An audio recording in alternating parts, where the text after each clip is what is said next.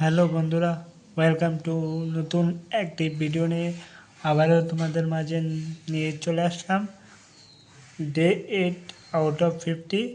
তো তোমরা যারা স্পোকেন ইংলিশ বা কথা বলার জন্য ইংরাজি শিখতে চাও তাদের জন্য খুবই ইম্পর্ট্যান্ট এই ভিডিওটি।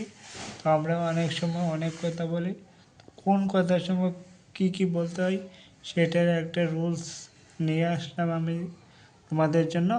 তো তোমরা সেগুলি খাতায় লিখে লিখে শিখতে পারো, তাহলে একদিন ইংলিশের ভয় দূর হয়ে যাবে।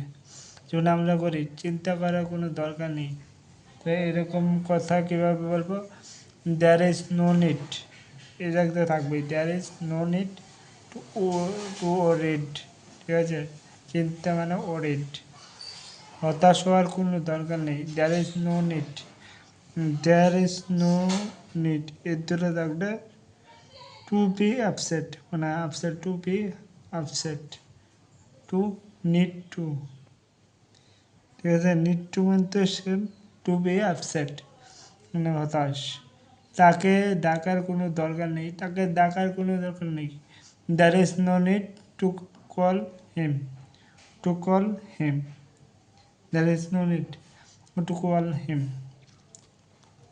ঠিক আছে, এরকম দিয়ে তোমরা আরও সেন্টেন্স বানাবে।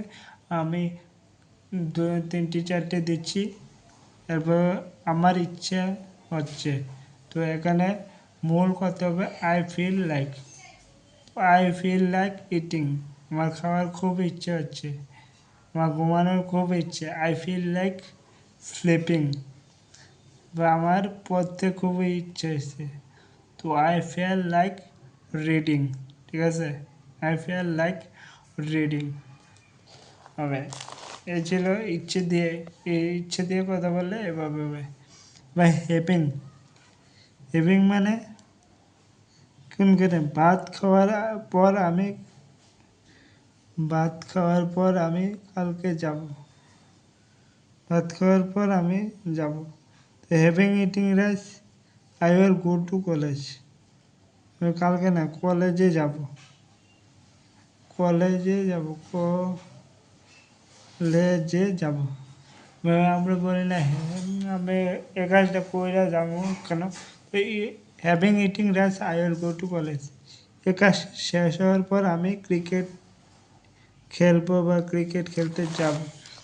এরকম সিচুয়েশনে কীভাবে বলবো? Having finish the work we will play cricket, আমরা মাঠে যাব, উই উইল প্লে ক্রিকেট।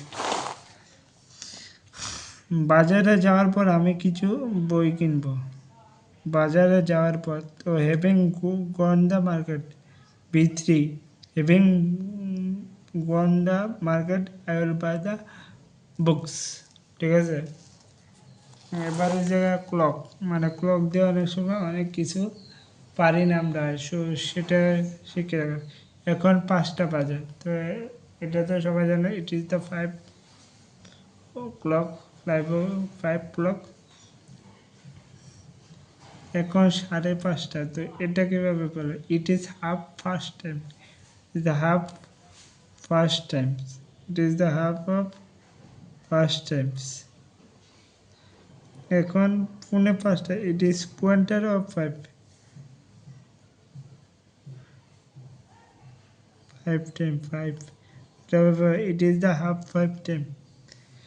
এখন 4:45, ইট ইজ দ্য কোয়ার্টার টু 5। এখন 4টা বাজতে 5 মিনিট বাকি, ইট is the 5 minute to 4, it is the 5 minute to 4। এখন 4টা বেজে 5 minute, it is the 5 minute past 4, past 4।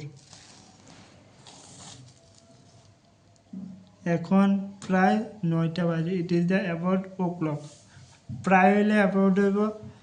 এখন 4টা বেজে 5 minute, it is the 5 minute past 4।